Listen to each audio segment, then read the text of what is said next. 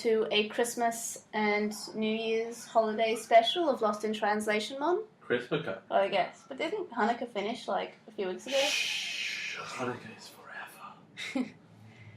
Anyway, so I'm May.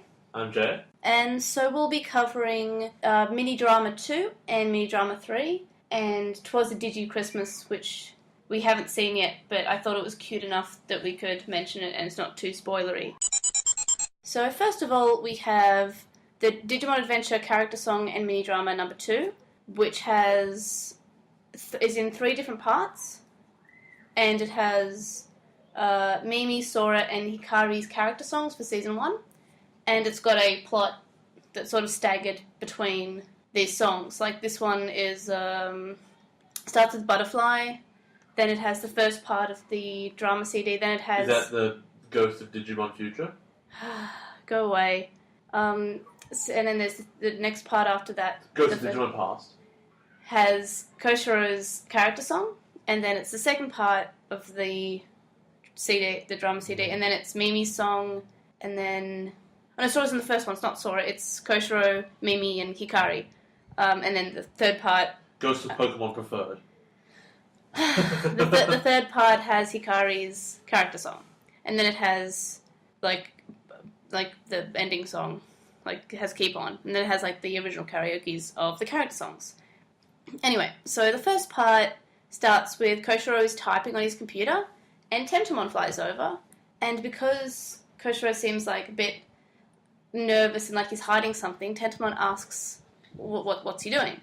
And he says, I'm ordering all my presents off Amazon. And he's organising his clothes for him to wear, like in Try.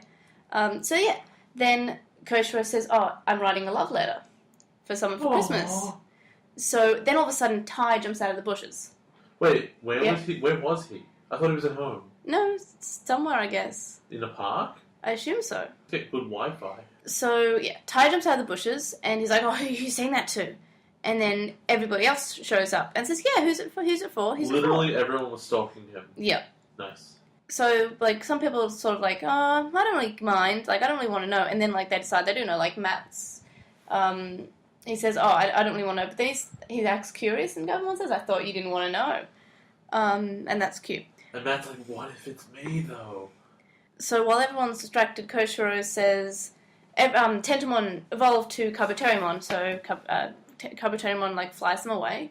But the other children are worried at first because they think that Izzy's mad and he's going to get Kabuterimon to attack them. That seems reasonable. There's no way that couldn't be wrong. That's definitely what's going to happen. Yeah, but Kabuterimon is just used as an escape and they fly away. So they try and find him, and then when they're flying off, Patamon is able to use her Poison Ivy to grab onto Kabuterimon and pulls Izzy down. And then Mimi says, I always knew that Koshiro likes me.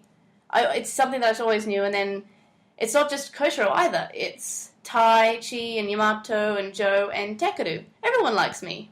And also all the Digimon who ask her on dates all the time. So this part is called Mimi's Self-Conscious Plans for World Domination. And she says how her dream is to get all the boys to kneel before her because everybody loves her already. So obviously, she seems like a great character. Yeah, well, this is Season 1 Mimi, so she's still a kid. She's 10 at this point, I think. She's also kind of awful. So Gabumon and Goemon then say, what if it's written for Sora? And then they say, oh yeah, no, that's not a good match. They won't be a very good couple, so that'll just make everybody unhappy. So Joe says, oh, it must be for Hikari. And then Tai says that we would not allow that relationship, and that's not right. And then everyone just sort of says, oh, it must be for Mimi then, I guess. And then Hikari says at the end of this chapter, that's wrong. As in she knows, or she's... She just disagrees with it. Okay. So that's not what he said. The third part, which is called Hikari's Weak Constitution, Kari says that she doesn't think it's for Mimi, so Mimi gets mad at her and for saying it's not her. So Hikari tells everyone that she's feeling sick, and then everybody gets mad at Mimi for making Kari feel sick. Wow, they're both kind of awful people. Mimi so they start breaking the fourth wall, so it's probably not particularly canon because Mimi says, so are you saying that it's for you? It looks like you're pretty confident, but what proof do you have for what you said anyway? You came to this series right in the middle anyway. You just want to take away all the good parts for yourself, right? And then Kari's like, I feel sick. And then everyone's, glaring at her and saying, oh, you made her sick. And then she's not really sure what she did wrong. Everyone's saying that she went too far. And then Tailmon wants to attack Mimi. This is a weirdly violent little mini drama. Yeah. The Digimon never attacked any of the other kids. Yep. So Palmon evolves to protect Mimi. And so Togemon and Angel Woman start fighting. Sick boxing match. And then... This is one of those moments, though, where you expect the Digimon to step in and be like, this is stupid, guys. So, I think during this point, Koshiro, obviously is untied from Palmon's Poison Ivy because she's now Togemon. Well, does he become itchy as a result of that? I never know, because, in the last episode we saw that Mimi and Miyako are grabbed by Palmon, so maybe it's she chooses when she wants to make it poison.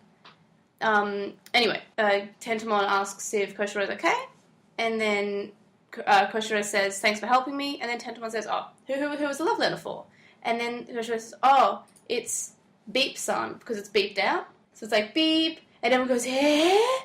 But it's almost sounded like he said Taichi, because for the length the beep goes for, because I own the mini dramas. So yeah, that's my theory. Oh, so it's fully a mystery. It's fully a mystery. That's lame. But there's quite a lot of punching through the fourth wall in this.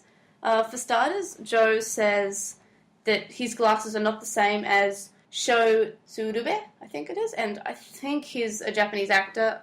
I had to look it up. Then Yamato says, why don't I ever have any impressive lines to say? I'm the most good-looking one.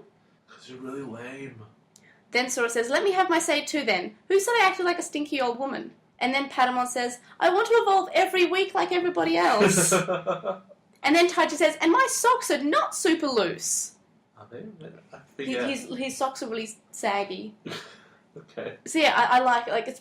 It's pretty sure it's not canon, but it's cute. And I forgot to mention earlier that the first part is called Koshiro, a love unaccounted for. Can we talk about the best thing on this page right now? It's Wikia, and there's a picture of Digimon and remembering the dark side of Yu-Gi-Oh! Yeah. Digimon is the dark side of Yu-Gi-Oh! Apparently. Yeah, I never realised accurate. that. But that super says that.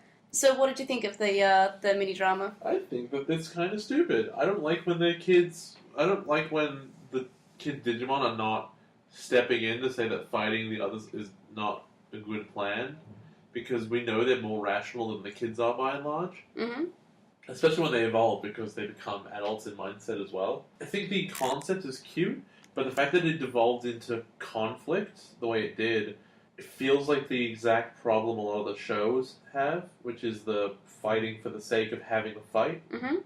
And that's exactly what happened. Otherwise, I thought it was really fun and cute, and I like the fourth wall breaking out. Oh yeah, I loved it. Especially Patamon saying that he wants to evolve every week, because I'm pretty sure he evolved less than 10 times in the entirety of Adventure. And self-awareness is really good. I Yeah. like that a lot. Also, as opposed to the other things, like Sora being worried that she's a stinky old woman, and Joe having the same glasses as a Japanese actor, that must be something that the fans were saying at that point. Maybe. So, especially with Ty's socks. So I think that's cute, they're clearly listening to what their fans think of the characters. Good old floppy socks. I liked it. I mean, I would have liked it to be released here, because same with the Wonder Swan games, anything that's, I like the idea of CD dramas, I think they're cute. The next one is Digimon Adventure Character Song Mini Drama 3, which comes with Butterfly, and then the first bit of the CD drama, Matt's song, the second bit of the CD drama, TK's song, and then the third bit of the CD drama, and then Shika de Guts.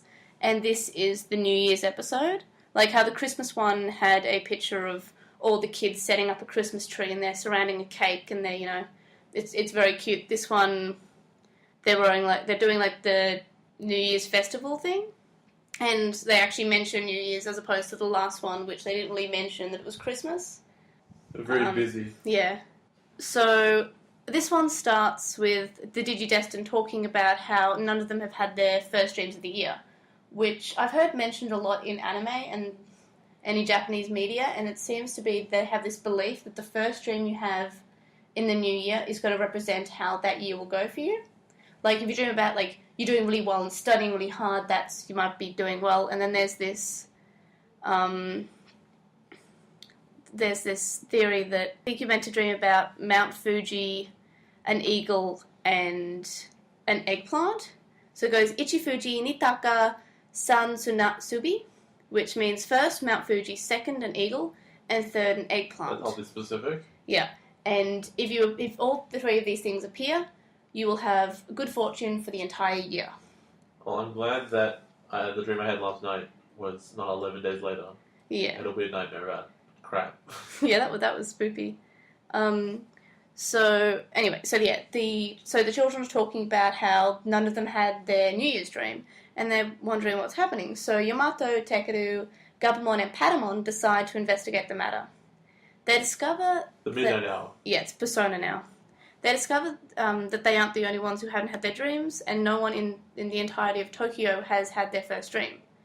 So Yamato has actually misheard that saying, and he thinks that it says Mitaka instead of Nitaka, and Mitaka is a place. So they go to Mitaka, and they're like, yeah, we have to go there, because, he's 11, so he's misheard this thing, and he thinks he's right about it. So suddenly, Bakumon suddenly appears, and... The ghost? No, not Bakemon. Bakumon. Which is like... And it's a yokai. There's also a character in Yokai Watch who's like that. He's Tapiamon in the English version, and he looks like this. Okay, he's a little genie elephant. Yeah.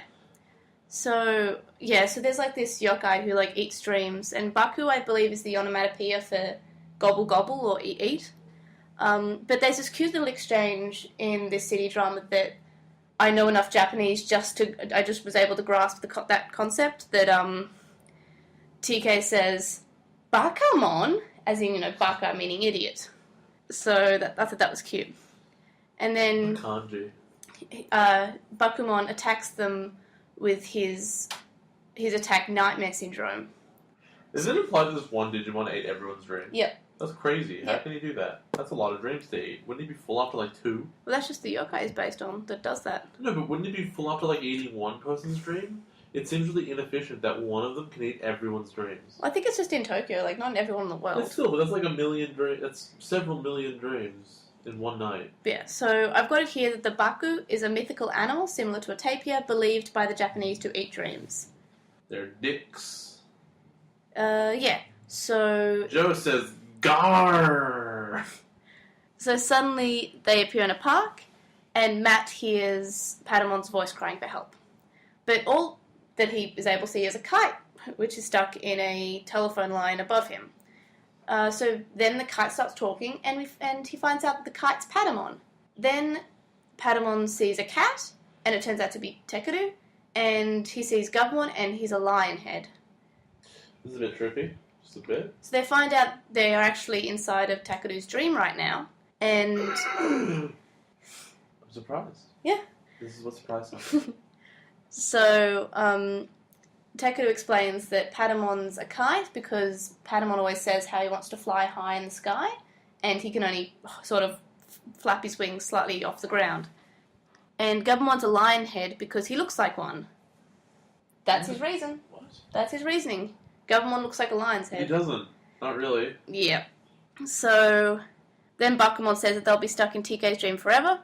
Gabumon and Patamon are unable to evolve because they're a kite and a lion head. And then Yamato says, Takeru, if you're able to, this is your dream, so you can change things. And whatever you make to happen, happens. So, first of all, he's like, oh, yes, okay. And he tries, and then all of a sudden, all this money appears. He tries to lucid dream. Then a bunch of mochi appears, and then some pudding, I think, appears too.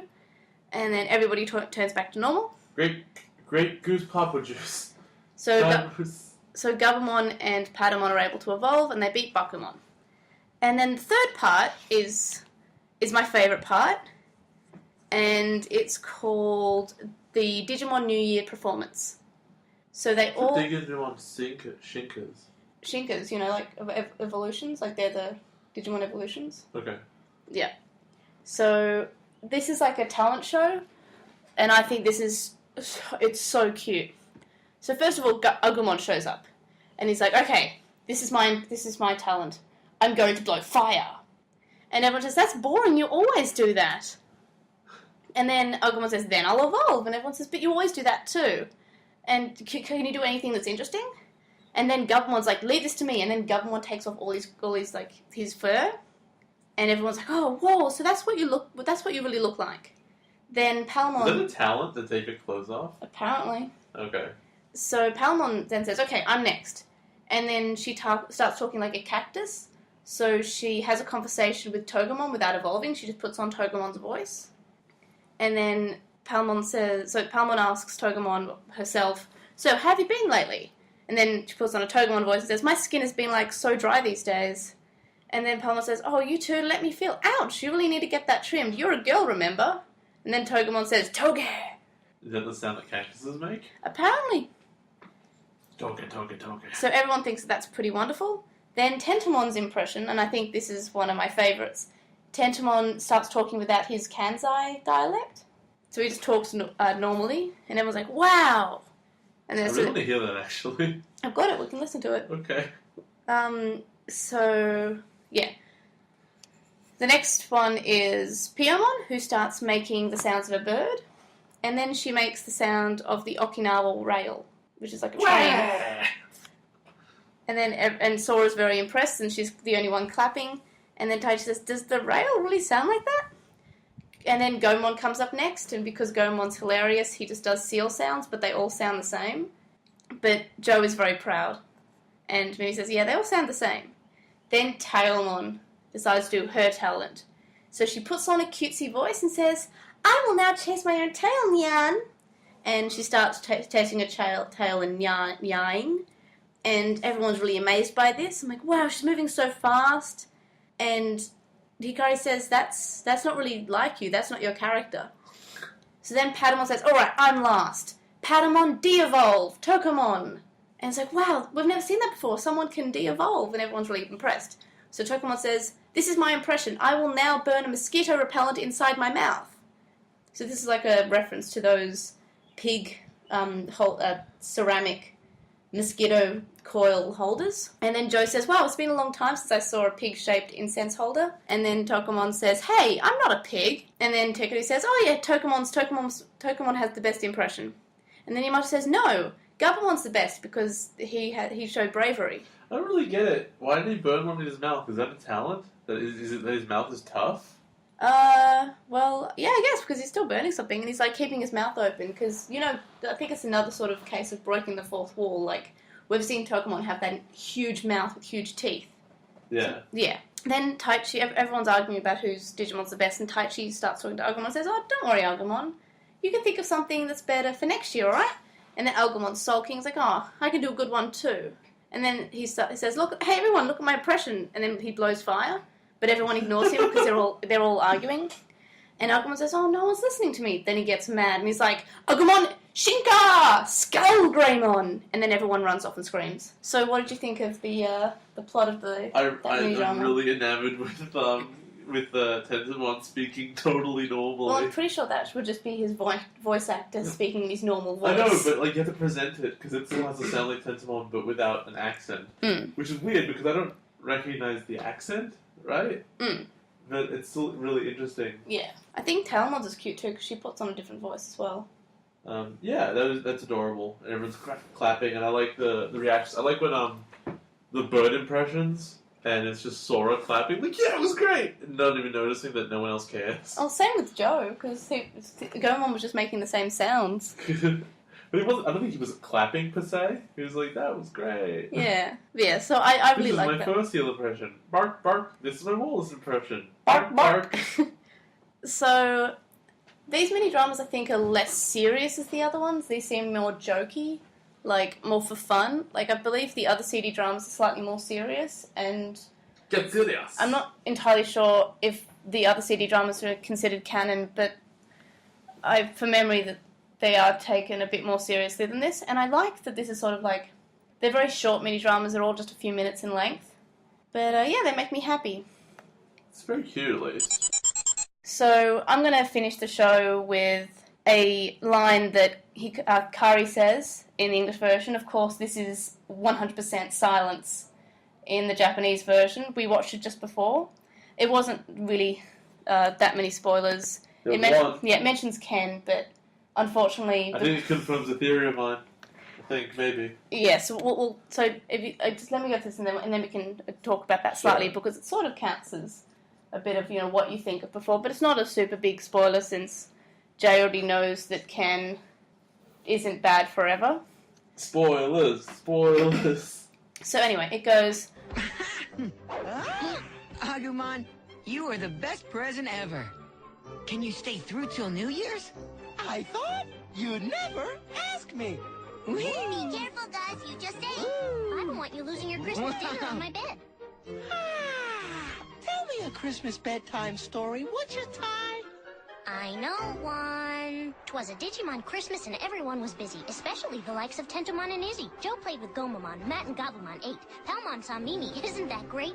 Cody and Upamon shared a little sushi, while Perurumon sat on Yoli's tushy. Tokamon went caroling, Ken's thankful for friends, while in Davis's dreams, the fun never ends. Good night now. Merry Christmas. It was adorable, but also awful. And also, I'm pretty sure Tokamon's actually just yawning because they're ready for bed and TK's brushing his teeth. So they're not really going caroling, they're just getting ready for bed. But I guess Tokamon's got a big mouth, so I guess that's why they got the English translation being like, his mouth is open, he's singing. How do you make this Christmassy? So, what's your theory that you think was proven? That Ken's crest is the crest of friendship. Oh. Because it's the antithesis of what he's doing, being the one who's alone. So when he gets the Darkseid out of him, he will really be happy to have lots of friends around. Right. And it will make a lot more sense than Matt having it, because all Matt did was punch Ty a lot. Yeah, well, Ken's not too nice at the moment. Yeah, no, but because he's been evilized, which could it could arguably reverse his crest. So I could see that if, say, Ty got Darkseid, he'd become a huge coward. Right. So you think that that's what the Darkseid is? Yeah, possibly. Okay. So anything else you want to say that's seasonal? Happy Hanukkah, everybody! Yep. I hope you guys have a happy holidays, whatever you celebrate. And we look forward to making new podcasts in the new year. Episode 33 will be coming out Boxing Day for us, Christmas Day for everyone else. It's a busy day. That's exciting. But Digimon, Merry Christmas to me. Yeah, but I'll be also editing episode 33 early, so I don't have to edit it during Christmas. I'm probably going to edit this episode and episode 33 at the same time, but I'll just upload it.